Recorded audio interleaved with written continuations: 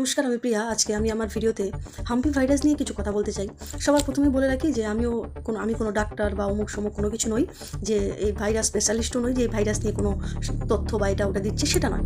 আমার এগুলো নিয়েও কোনো ভিডিও ভাইরাস এসেছে কি অমুক সমুক এ কোথা থেকে এত কিচ্ছু নয়। শুধুমাত্র এই ভাইরাসটি নিয়ে কি ব্যাপার হচ্ছে বা কি আমাদের করা উচিত কি করা উচিত নয় সেটাও নয়, একটু ছোট্ট করে কিছু আলোচনা করতে চাই। সেটা হচ্ছে যে আমার এই আলোচনাও আমার একক বা আমার ব্যক্তিগত নয়, সেটা হচ্ছে আমিও আর 10টা আপনাদের মতনই একজন সাধারণ মানুষ, এবং সাধারণ মানুষ হিসেবে এই ভাইরাসটি যখন দেখলাম যে এসেছে, নতুন ভাইরাস এসেছে, এটার দ্বারা ক্ষতি হয় অমুক সমুক, তো তখন আমিও সোশ্যাল মিডিয়াতে বিভিন্ন ভিডিও দেখতে থাকলাম যে কী ব্যাপারটা, কী কতটা ভয়ানক এই ভাইরাস বা যা কিছু কী করা উচিত কী করা উচিত নয়। তো সেখানে বিভিন্ন ধরনের চ্যানেলে বিভিন্ন ধরনের ব্যাপার স্যাপার যা কিছু এখান থেকে দেখলাম। তো সেই দেখার পরে একজন ডক্টরের একটি ভিডিও খুব ভালো লাগলো, এবং আমি যখন নিজের বিবেক বুদ্ধি দিয়ে বিচার করে দেখলাম, তখন সেটাকে আমার সত্যি মনে হলো।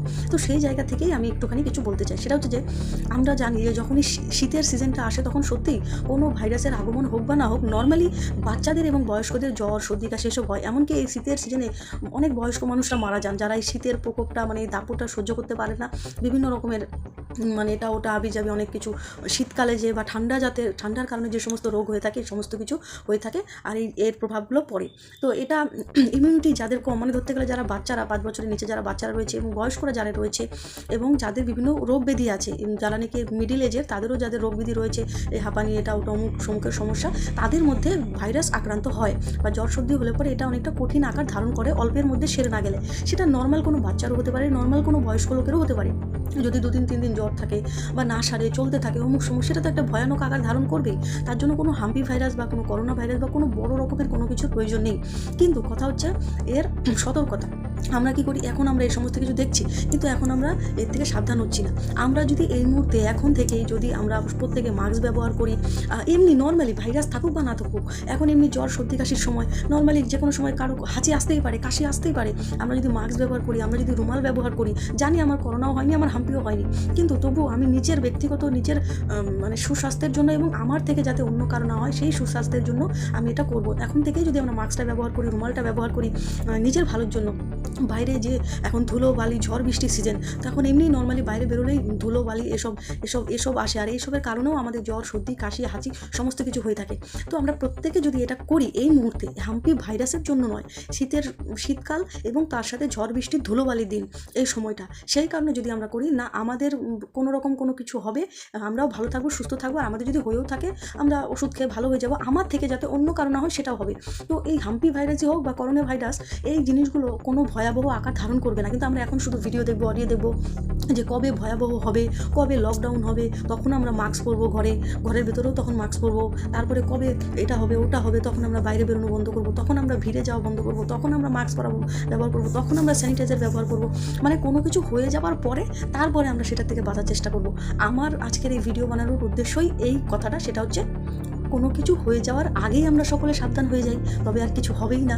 তাই হয়ে যাওয়ার পরে মাস্ক পরবো, হয়ে যাওয়ার পরে রুমাল ব্যবহার করবো, হয়ে যাওয়ার পরে স্যানিটাইজার ব্যবহার করবো, হয়ে যাওয়ার পরে করবো, সেটা না করে আমরা সকলে কিছু হওয়ার আগেই, এখনও হাম্পি ভাইরাস আমাদের ভারতবর্ষে তেমন ভয়াবহ আকার ধারণ করেনি, তেমনভাবে ছড়ায়নি, অল্প কয়েকজনের মধ্যে দেখা দিয়েছে। তো সেটা যাতে গোটা দেশে গোটা রাজ্যে আমাদের সকলের মধ্যে না ছড়িয়ে যায়, আমরা এখন থেকেই বাইরে বেরোনোর সাথে সাথেই মাস্ক পরবো, আবার ঠিক সেইভাবে নিজেদের স্বাস্থ্য সচেতন রেখে সেই রকমভাবে চলবো, নিজের ভালোর জন্য, অন্য কারোটা না ছেড়ে দিলাম, শুধুমাত্র নিজের ভালোর জন্য। তবে দেখবেন এইরকম ভাইরাস অমুক সমুক, যে শীত আসলেই যে বিভিন্ন রকমের ভাইরাস আসতে শুরু করে, এগুলো কিচ্ছু নয়।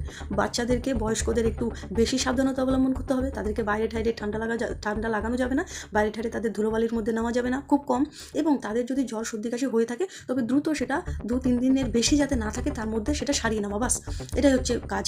এই হাম্পি ভাইরাসও এরকমই, এটাও সেরকমই। আমরা যদি এখন থেকে মেনে চলি তবে এই হাম্পি কোনো ভয়ের কারণ নয়। কিন্তু আমরা যদি সেই করোনার মতো ওই কঠিন পরিস্থিতির অপেক্ষা করে আজকে লোকের ভিড়ে গিয়ে হাঁচি দেই কাশি দেই, বা কেউ আমার গায়ে হাঁচি দিল কাশি দিল, আমি সেটাকে নিলাম, তো এই সমস্তর কারণে হাম্পি ভাইরাসও করোনার থেকেও ভয়াবহ আকার ধারণ করতে পারে। সেই ক্ষমতা প্রত্যেকটি ভাইরাসেরই আছে। সাবধানতা অবলম্বন করলে পরে কোনো ভাইরাসই কিচ্ছু নয়। বাস এই কথাগুলোই উনি সেই ডক্টর বলেছিলেন তার ভিডিওতে। তার থেকে আমি নিজে অবজার্ভ করে যা কিছু বুঝলাম, যা কিছু শিক্ষা পেয়েছি, যা কিছু বুঝেছি যে এটা আমাদের কোনো ক্ষতি করতে পারবে না যদি আমরা এই জিনিসগুলোকে এখন থেকেই পালন করি, সেটা আমি আপনাদের সকলের সাথে শেয়ার করলাম, সকলের ভালো থাকার জন্য, সুস্থ থাকার জন্য, এবং সাথে আমিও ভালো থাকার জন্য। কারণ আপনারা হাঁচি দেবেন, কাশি দেবেন আমার সামনে এসে, তাহলে তো আমারও ক্ষতি হবে, তাই নয় কি? তো সে কারণে সবাই এখন থেকে সচেতন হয়ে যান এবং অবশ্যই মাস্ক ব্যবহার করুন, রুমাল ব্যবহার করুন, আর পরিষ্কার থাকুন, ভালো খাদ্য খাবার খান, বাস পরিষ্কার খাদ্য খাবার খান, বাস আর কিছু না। তারপরে আর হাম্পি ভাইরাস হোক, করোনা ভাইরাস হোক, যে কোনো ভাইরাস হোক, কোনো কিছুই কোনো কিছু, যাই হোক ভালো থাকুন। আর অবশ্যই এই জিনিসগুলোকে মেনে চলার চেষ্টা করবেন আপনার নিজের জন্য এবং অন্যের জন্য।